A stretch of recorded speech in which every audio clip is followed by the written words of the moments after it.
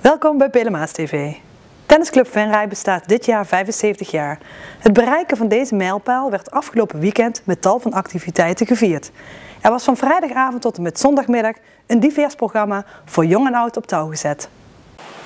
Het jubileumweekend van TCV, Tennisclub Venray, werd bij tijd en wijle geplaagd door flinke regenbuien. Na de barbecue voor alle vrijwilligers op vrijdag volgde op zaterdag een ouder-kind toernooi en een clinic van de organisatie Topsport en Spel. Na de feestavond op zaterdag werd het jubileum zondag afgesloten met een feestelijke brunch. Maar wat is TCV eigenlijk voor een vereniging? Het is de oudste tennisvereniging van Venray. Er is nog een tweede tennisvereniging, dat is Rode. Ja, we bestaan dit jaar 75 jaar en we zijn een anderhalf jaar geleden begonnen met de voorbereidingen voor dit feest.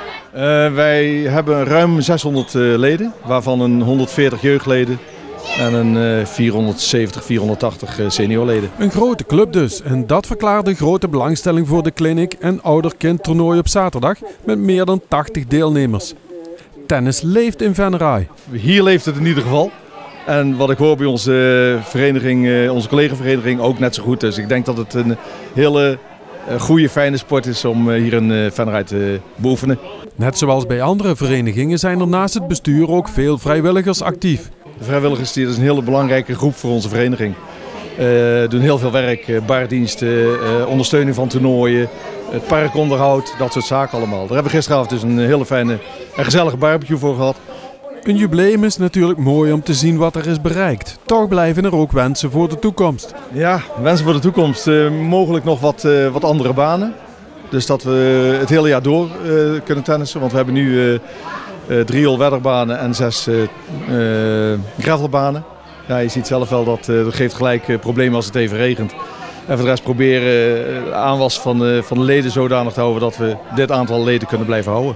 TCV bestaat dus al 75 jaar en voor een tennisvereniging is dat vrij bijzonder. Er gaat dus een bepaalde kracht vanuit.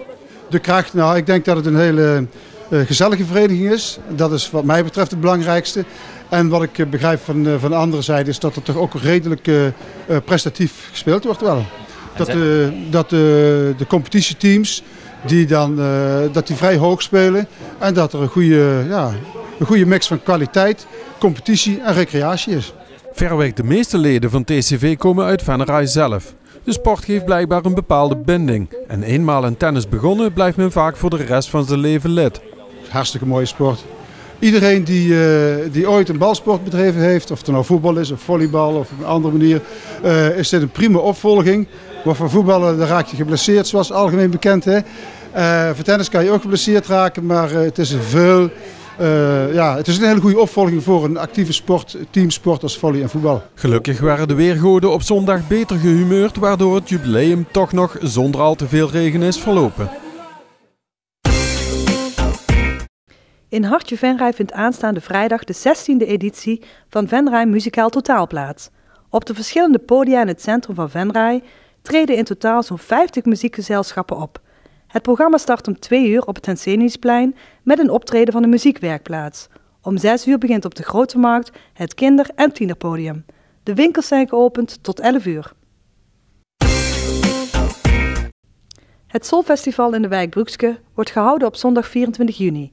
Dit evenement, dat op touw wordt gezet door AV Broekske Actief en vertegenwoordigers van de Turkse gemeenschap, wordt voor de 8e keer rond wijkcentrum De Kiosk gehouden.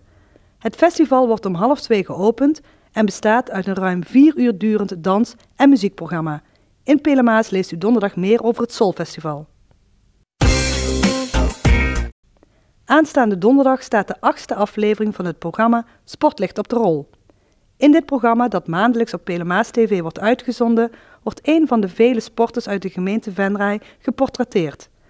Dit keer is dat turner Stan Klassens uit Veulen. Deze uitzending begint donderdag om 7 uur en wordt om het uur herhaald tot en met vrijdag 11 uur. Het weer was afgelopen zaterdag af en toe een spelbreker op de Schuttersweide in Venray. Toch konden de schietwedstrijden voor het jeugdbondskampioenschappen van de Schuttersbond Juliana, die tegelijk met de finale schietwedstrijd van de schutterscombinatie Noord-Limburg werd gehouden, bijna gewoon doorgaan.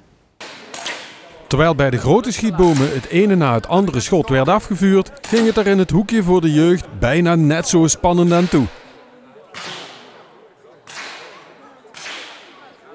2 jaar geleden zijn we begonnen om de jeugd wat meer aan te bieden. Elke vereniging had problemen met jeugd. En van hoe binden we de jeugd bij de vereniging? Ja, zoals je kunt zien is alles met een groot geweer, maar ja, dat werd gebonden. Je mag er een bepaalde leeftijd mee beginnen. En dan zijn we eens nagedacht met een paar man, wat gaan we nou met de jeugd doen? Zo is dit idee geboren. Andere bonden doen ze dat een paar jaar later. Zijn we een paar keer heen geweest, zijn we met hun meester gaan praten. En is dit idee gekomen. We zijn toen begonnen met 12 kinderen. 12 aangemelde leden, want ze moeten wel lid zijn van een schutterij. Dus ze moeten een federatiekaart hebben. Anders mogen ze gewoon sowieso niet schieten, dat is verzekeringstechnisch. En nu zijn we 2 jaar verder. En nu hebben we er 42. Dus het wordt beloond, hè, de energie die we erin steken. Dat is toch wel heel belangrijk. Het schieten leeft dus onder de jeugd? Ja, heel erg. Ik weet niet hoe ver je het al net gezien hebt, maar de spanning zit er goed in. Want normaal schieten ze in drietallen, schieten ze met z'n drieën samen, 1 team. En dan de beste 3 blijven dan over. Maar deze wedstrijd, dat wordt bij de Groot ook 1 keer per jaar gedaan. En daar is het echt de laatste die overblijft, die is de winnaar. Dus de beste komt dan echt een keer naar boven. Wat vind je zo leuk aan het schieten? Het gaat mij meer aan mijn plezier eraan. Het is eigenlijk ook ik vind het eigenlijk een leuke sport om met geweer leren om te gaan. Ik denk dat het natuurlijk te maken heeft met bijna geen één andere sport. Kun je met een geweer aan de slag en dat kun je dus eigenlijk alleen maar bij een schutterij of bij een andere schietsportvereniging. Maar hiernaast doen wij natuurlijk nog veel meer met de jeugd. We lopen optochten, we maken muziek, we hebben solisten. Dus het is meer een combinatie denk, van het geheel ten opzichte van andere verenigingen. Als je bijvoorbeeld een handboogvereniging, dan ga je handbogen en dan ben je klaar. En ik denk dan dat dat waarschijnlijk het geheim van de smid is. Maar er spelen ook nog andere zaken mee, zoals de invloed van de omgeving. Waarom zou je hierbij zijn en niet bij korfballen? Omdat dit gewoon mijn hobby is.